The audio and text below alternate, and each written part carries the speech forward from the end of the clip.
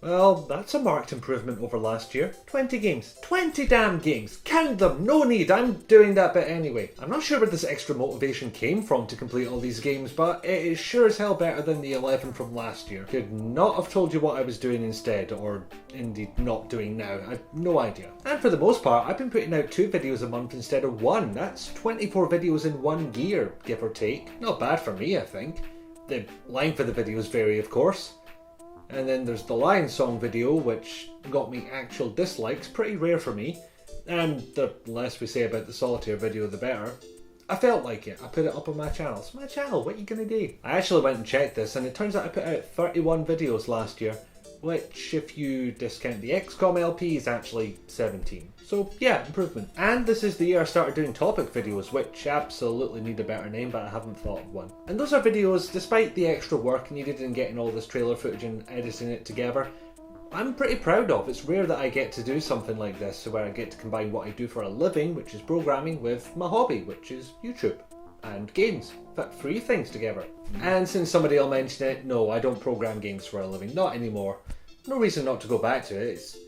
I don't do it right now. Point is, decent amount of videos in 1 year given the history of this channel. I mean, 6 months to do a 10-minute video? Jesus Christ. I'd like to go for 2 proper reviews a month, but it's about finding the time. I've already got to get all the game footage, get the camera footage, edit both sets of those footage, write the damn thing in the first place. It's a lot of work. And this is on top of 2 hours of commuting every day. I mean, I can edit there, I can maybe capture games footage, camera, not so much. Oddly enough, reviews I can do a little bit easier. All the footage tends to come from one place, and therefore it's not so much finding and searching. Which of course makes the topic videos more difficult, because you try downloading a gameplay trailer on ScotRail's Wi-Fi. That said, these days we're lucky if we're even on a fucking train in the first place. And here endeth the tangent, in case you thought I was good at segues. I mean, where the hell do you think the off-topic alarm came from? Anyway, usual rules apply. I talk about the games I completed this year in the order I completed them. I'll talk about if and why they were interesting. I'll do a half-hour segue and then go home. Oh, I am home. You know what I mean, end the video, etc. Number 1, Dead Space. If you imagine a category called Games I Should Have Played Bloody Years Ago, well, most of the games in this video will go into here, but Dead Space is absolutely one of them. I did start this one actually, I got a couple of levels in, I was plain surprised it ran as well as it did and looked as good as it did, and then put it down and never picked it back up. You'll notice a theme as the video goes on, but it ticked many boxes for me. Survival horror? Yes. Sci-fi? Yes. Actually ran on my computer all the time? Yes. And aside from the initial appeals, there are some very neat things about it. For one thing, it's a AAA horror game. Pretty rare at that point, slightly less rare now. And for a 7th generation console game, it still looks pretty good. And now a couple of neat things that are not related to my gaming hardware. There's a few games that do the no artificial AI thing. You know, no big numbers on the screen that make it obvious you're playing a game. Dead Space I think goes further and does it better than most. If you don't know, any UI you see in the game is either projected from somewhere in the world or from the main character's suit. Just appears in front of them like a wee hologram, something like you get a message in, or even looking at your inventory, it's like projected from his chest and it appears as a hologram right here. So the only time you'll see this artificial UI is if you pause the game or go to the main menu. Like, you can actually spin around and see this projected AI from different angles. It's a nice touch and it's very immersive. Your character also has a health meter on his back, which is a hell of a lot more use to me than it is to him. Of all the non-artificial UI elements, this one makes the least sense. It's the Sam Fisher stealth light all over again. Other neat things, you can only kill monsters by cutting off their limbs, rather than just putting bullets in them until their life flies out. Makes you think about what limb you can target easiest, which is the most likely to come off and start slowing them down or take away some of their attacks, that kind of thing. And there's something nicely unified about all these mechanics. For example, you get a stasis module, which basically you fire it at a thing and that thing goes slow. First time you see it, there's this door that's malfunctioning and it's just going like that. If you walk into there, you'll be in 5 pieces. You use the stasis module first, it slows down, you can get by easily. Now, any other game they would have said that only works on the doors, that's its main purpose, that's what it's there for. You can use this on anything else. You can use it on objects that are flying, you can make them go very, very slow. It's not so useful. You can use it against monsters, make them slow. Much more useful. And it's the same with the kinetic module, which I'm going to call it a gravity gun. It's the best shorthand I've got. I can't remember exactly how it's used. I think it's for like plug or this power brick that goes in here, but you can use it on anything else. You can use it as a weapon. No toilets to shoot at your enemies though. That's a shame. My point is they do a very good job of disguising their red key for red door puzzles. Let the red key do something else. You just rarely get those moments of I cannot do this because game says no. So I think that's all the things I remember liking about it. Unfortunately, I've heard the series goes straight downhill from there. Maybe I'll find out. Number 2, Scooby Doo Mystery. Now, I reviewed this one, but there's a couple things I'd like to add. I like to find things that are obscure, unknown, or quirky in some kind of notable way. They're unlikely to be featured on YouTube, and I like the idea that there is some trace of them left on the internet. I mean, that's partly why I did the Orion Conspiracy in the first place, the gameplay videos and then the actual review. The one YouTube video I could find on it, which was actually an LP in separate parts, looked like a guy had been filming a CRT monitor. It's not a hard and fast rule. I mean, I've done Full Throttle and Gabriel Knight for goodness sake, and the amount of unknown gems I come across is pretty low, but I still like being able to give these games a little bit of a platform. Now, Scooby Doo Mystery was a point-and-click adventure on the Sega Mega Drive. That was enough for me. And the only reason I knew about it is because I'd seen some other video producers talking about it, which inspired me to go off and get a list of console-exclusive point-and-click adventures. It didn't take long. Now, if the game in question is multi-format, I'm going to plump for the PC version. Easier to capture footage, probably going to be of better quality, all that jazz. And my justification is helped by Scooby Doo Mystery not being a terrible game, so yeah, hats off there. Number 3, Tormentum Dark Sorrows. Okay, I'm going to hold my hands up here. I cannot deny it. Getting my first review copy was a little bit exciting. Even though it was for a Flash type game, not my first choice, but I've hardly covered anything like that, so why the hell not? And it's nice to see a crowdfunding project actually come to fruition. I didn't back it myself, but it's one less disaster to make the idea of crowdfunding seem less terrible. You know, for people who can actually make the product they're crowdfunding. I mean, say what you want about the potato salad guy, he delivered. But yeah, I said most of it in the review. I'm pleasantly surprised by it, but its Flash roots do bleed through a little bit. Number 4, Final Fantasy VII, kind of. So here's the story for you. I played Final Fantasy VII in the company of my friends who know the game very well. They love it. They love it to the point where I named my main character Claire in the classic Irma Gerd fashion, and I was coerced into restarting.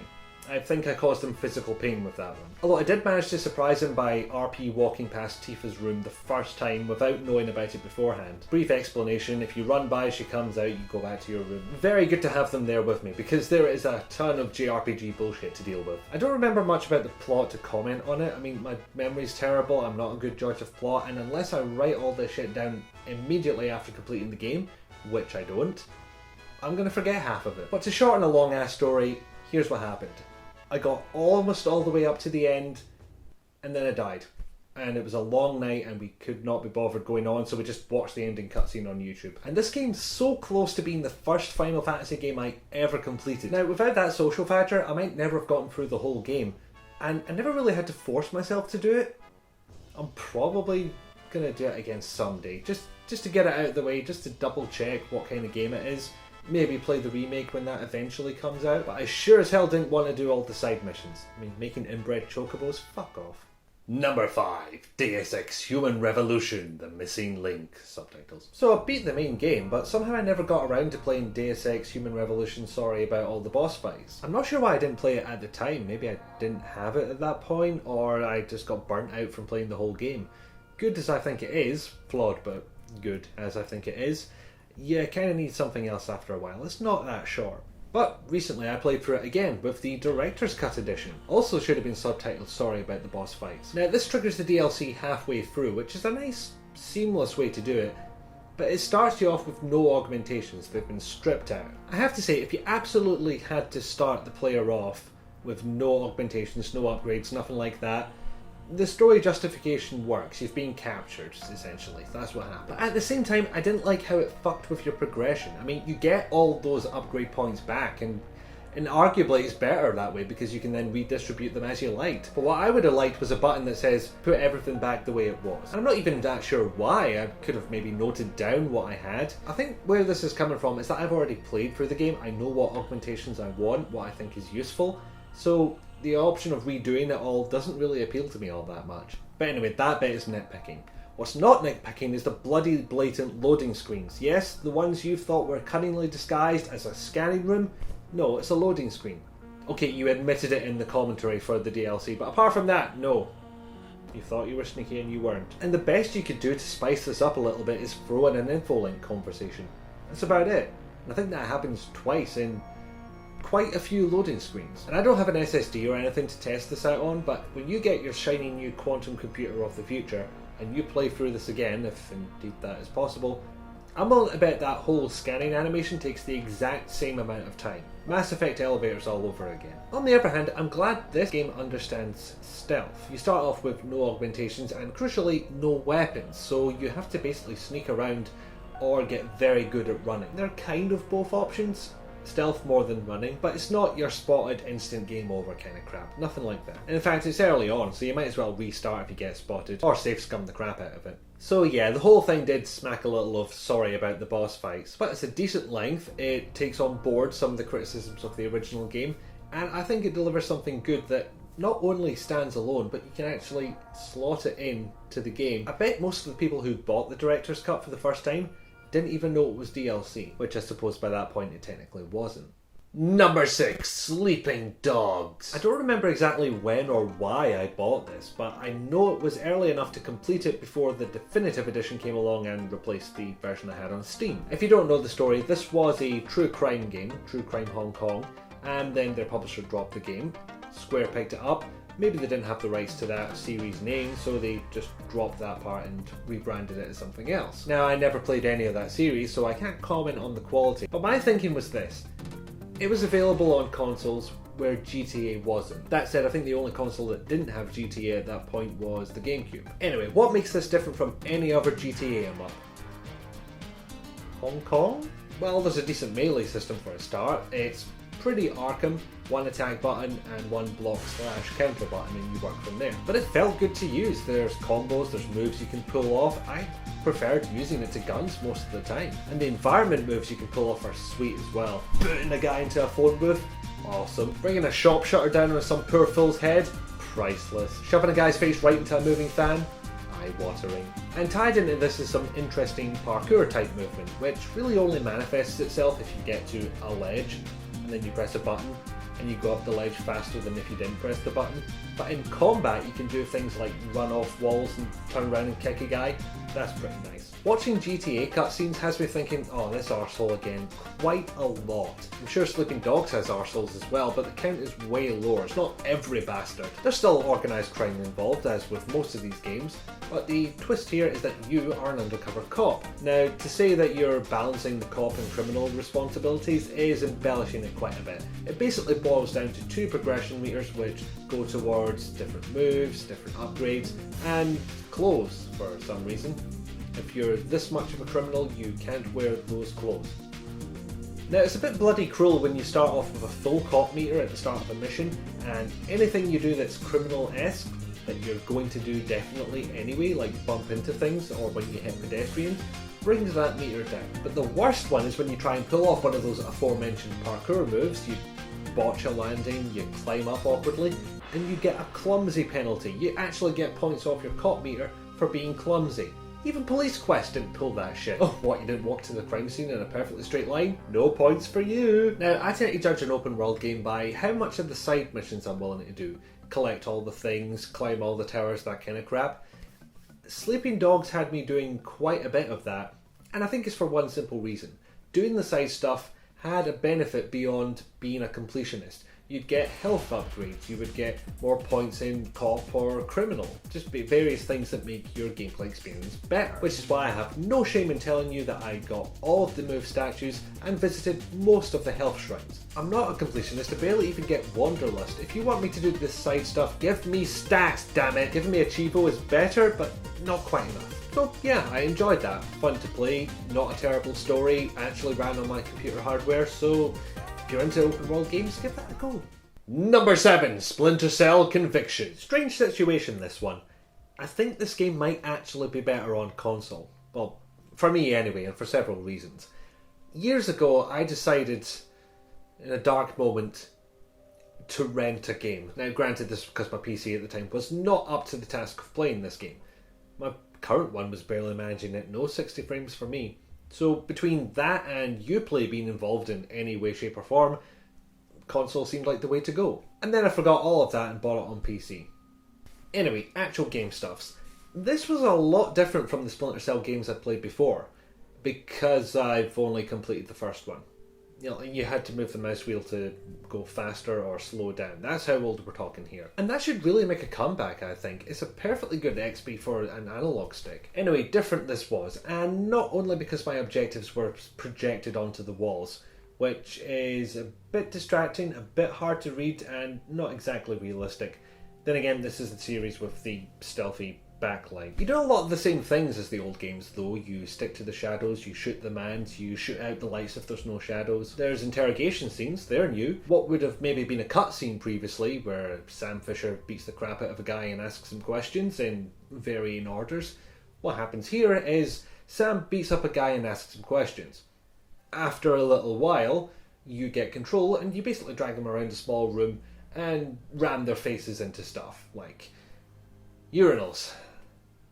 Yeah, that shows up in the first scene. That's the tone they're setting here. I mean, that first one's pretty brutal, but it's a good way to break up long talky cutscenes. Now, the mark and execute system, that was fun. A bit polarising in the community, as far as I understand. But what it basically is, you can mark a certain number of enemies. I think it starts at 2, and you can upgrade it from there. You press a button, and Sam Fisher will pretty much instantaneously take them out in order. It doesn't make a lot of thematic sense, especially considering you have to stealth kill a guy to charge it up. Now, like I said before, it's a bit daft comparing this to Splinter Cells of past, especially considering the last one I played was the first. I would have maybe played Double Agent, but I bought that off Steam, thought I'd give that a go, started it up, and it immediately minimised, with, of all things, the default Unreal Engine logo as the program logo. I had to download a crack to get that working. A crack for a game I bought off Steam. You are silly. This is a silly situation and you are silly people, not the people watching, unless you are responsible for that release. I should move on. And because there's 3 games between what I last played and now, I'm not going to judge the plot. It's going to be pointless. So instead I'll say there's a very smooth flow to this one. So after quite a long time of slow and methodical, I thought it was a bit refreshing to be able to slide into cover, stealth kill a guy, press a button, and then take out all the buddies that you'd marked before you got there. That's like 5 seconds to kill all these guys. You feel like a badass. That's not a bad feeling. I like that feeling. It gave it to me and I'm happy. Number 8, Far Cry 2. I think I had fun with this one. It really doesn't help that the first thing you get to, the intro cutscene, is unskippable and about 5 minutes long, during which you get a fucking malaria infection you have to take care of the entire game. The wanderlust was not strong with this one. You pretty much need to take the very narrow and set path roads to get anywhere until you find a field and then bounce all over the place. But that doesn't even help because the cars you get are probably something that could be taken down with half a pea shooter. And those roads you're going through, chock full of checkpoints, full of men trying to shoot your balls off. So I could have had a better time with that. And for another thing, why does everybody talk so bloody fast in this game? Especially the first time you see the antagonist. You want to kill me? You can't kill me. I'm the Jackal. I give everybody weapons here. I created war here. I'm the Jackal. You want to kill me? You can't kill me. I'm going to kill you. Why? Because I'm the Jackal. I kill you. Honestly, it was like the recording studio was double booked or something. And this continues on to faction-based missions for 15 hours. Don't know why I looked at my watch there. It would have given me no benefit whatsoever. Now, even if you're trying to pay attention, these missions all kind of blend together. It's 2 indistinct factions giving you 2 sets of indistinct missions. Now, given that the antagonist, the Jackal, is selling to both sides of the conflict, there was maybe a thematic point to be made there, but fun, it is kind of not. There's a companion system, which is quite underplayed really. What happens is you meet people and you get pally with them. Sometimes they'll phone up and give you missions, sometimes they'll phone you during a mission you've already taken for someone else and give you a secondary objective. But where they usually come into play is when you die in game, because the closest one will show up, revive you, and get you out of danger. Which must be really embarrassing if you blow up your own car by mistake and they just come charging in, guns blazing. I'm ready! Where are the... Oh, you wanker. And the story does pick up eventually, but it really only comes into its own in the last couple of hours. I'm not sure it's worth playing up to that point. Maybe in one way it wasn't worth it. I've heard the sequels from there go completely off the rails. On the other hand, this seemed to be the title that started this trend of antagonists who are actually pretty interesting characters, who stand out in some way, who make it onto the box art instead of the main character. So in that way, Far Cry 2 might have been worth it. Number 9, Rage. This was a weird one to have built up before I actually played it. We saw the trailers, it looked fantastic, we were excited, we were surprised by all the driving, but I had but a laptop at the time, and not a top of the range one either. Even better, the ATI graphics were not keeping up at all. Well, AMD graphics even, you know what I mean. They were not keeping up at all. The specific drivers for that hardware had not been updated since 2011. Thanks, Sony. But with my shiny new space laptop, with Nvidia graphics oddly enough, that's no longer a problem. So, new id software game, new engine, new technology, driving, open world?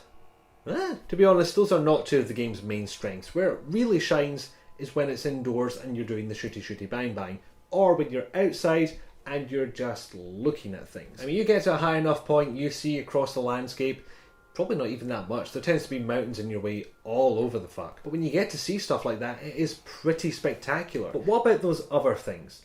The driving's okay, but it was clearly not the main focus. And the open world aspect? I know I said I judge an open world game by whether or not I'll do the side missions, which kind of demotes them a little bit in terms of overall importance. But you kind of need them there. Whether it's the extra content that keeps you playing, the extra content that you're desperate to play because there's no sequel, or just something you need to get a break from the main story. It's a pretty useful thing to have. Rage has almost none of that, or if it is no way obvious. It's got a big ass open world map, but not much benefit to going out there. You'll find other settlements to go into, which are pretty much only unlocked during the story. You'll find other cars to shoot, towers with guns to shoot at you. It's really not a lot. Now, id Software rarely gets the first person shooting wrong, and the addition of things like weapon upgrades, stuff like that, very good. Extra items you can use, also very good. Extra upgradable items? Oh, you're spoiling me now. And there's one thing I'd like to point out. One of the earliest grunts you come across is basically a hunchback runny guy. He's got some kind of sharp knife that he flings at you sometimes and stabs you with sometimes. But when they're charging towards you, they'll sometimes do this forward roll, which instantly halves how high they are and makes you practically guaranteed to miss your shot. It's a subtle thing, but it's a very nice one. And it's a pretty wonderful tech demo as long as you don't turn around too fast, because all you see is blurry textures. I haven't seen pop-up like that since Driver 3. Some wonderful looking expansive vistas to look at before you go back indoors and do some actual gameplay. But it's nice that this main game is out of the way, because the next games that come out using it, and I definitely know I want to play Wolfenstein the New Blood, they'll be reaping all the benefits of that development and any technical improvements that have come since then. Number 10, Technobabylon. I reviewed it. I have surprisingly little extra to say. I like cyberpunk.